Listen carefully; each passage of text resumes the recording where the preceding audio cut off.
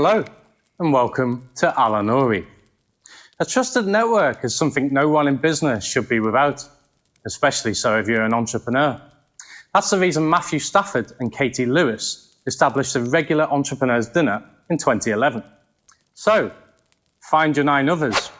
It's not just a book, it's a community, it's a movement.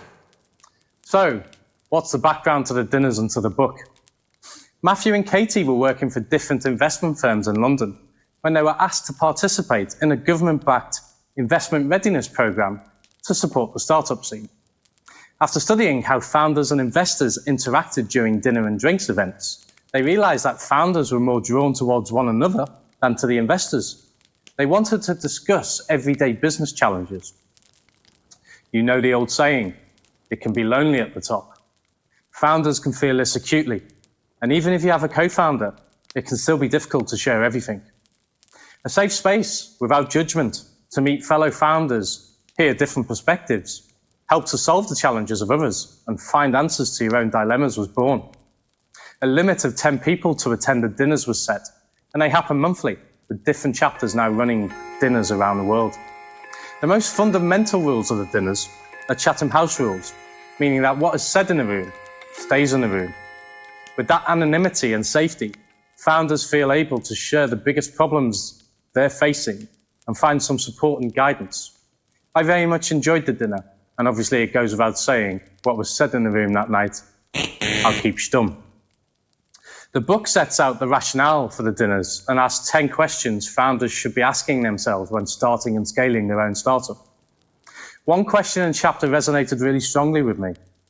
What do I do with my gut reactions? A passage from page 27 may provide the solution. Can you put your gut feelings into words, the authors ask.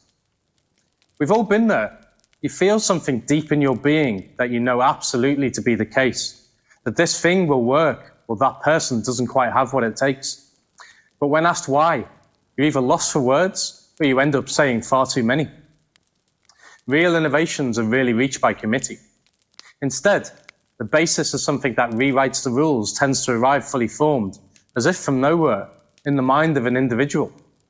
And when the idea is something that, to the originator at least, has real merit and demands exploration, the idea inevitably steps out of the head, takes a deep breath, and launches itself with real weight and purpose into the gut. But let's be clear on something else too. None of this matters to other people.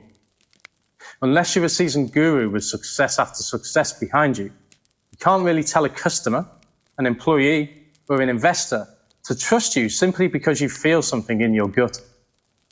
The first step to giving your gut a voice is to understand what your gut is telling you.